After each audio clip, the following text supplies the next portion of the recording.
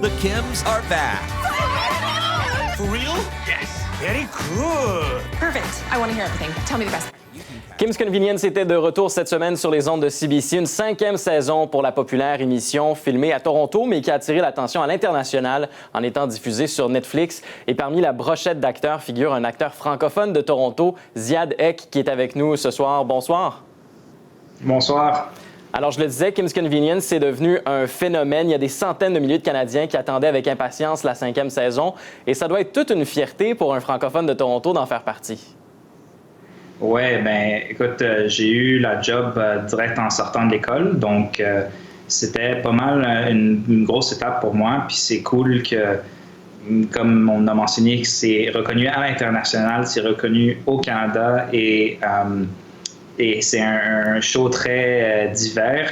Il y a beaucoup de diversité dans le show et ça me fait plaisir en tant que francophone et en tant que membre issu de la diversité d'y faire partie. Bien, justement, parce que le casting des acteurs sont majoritairement issus de la diversité, un peu à l'image de Toronto, finalement. Et ça doit être une fierté d'en faire partie, mais aussi de contribuer à cette représentativité-là, j'imagine.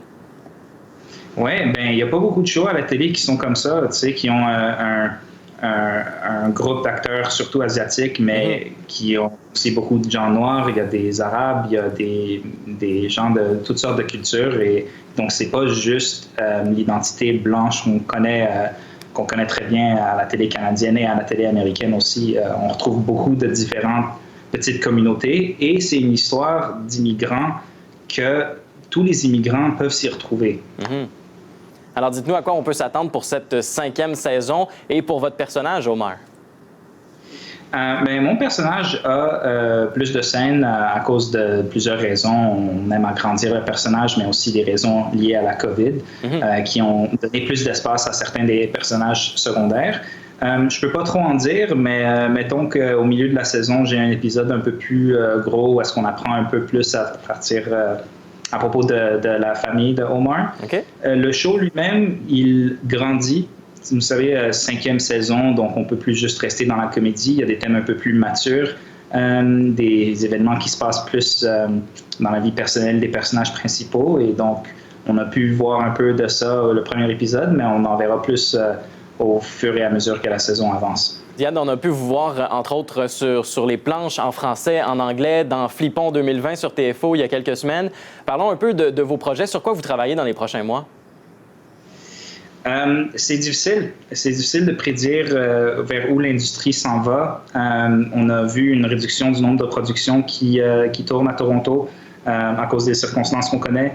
Le théâtre est vraiment en très grande difficulté à cause de la COVID parce que c'est un art qui se fait en personne. Donc, j'ai pas vraiment grand-chose que je peux annoncer malheureusement, mais on essaie. Vous savez, le théâtre va survivre et le théâtre fait partie énorme de notre travail en tant qu'acteur. Donc, on essaie d'obtenir les jobs où est-ce qu'elles viennent en film et télé.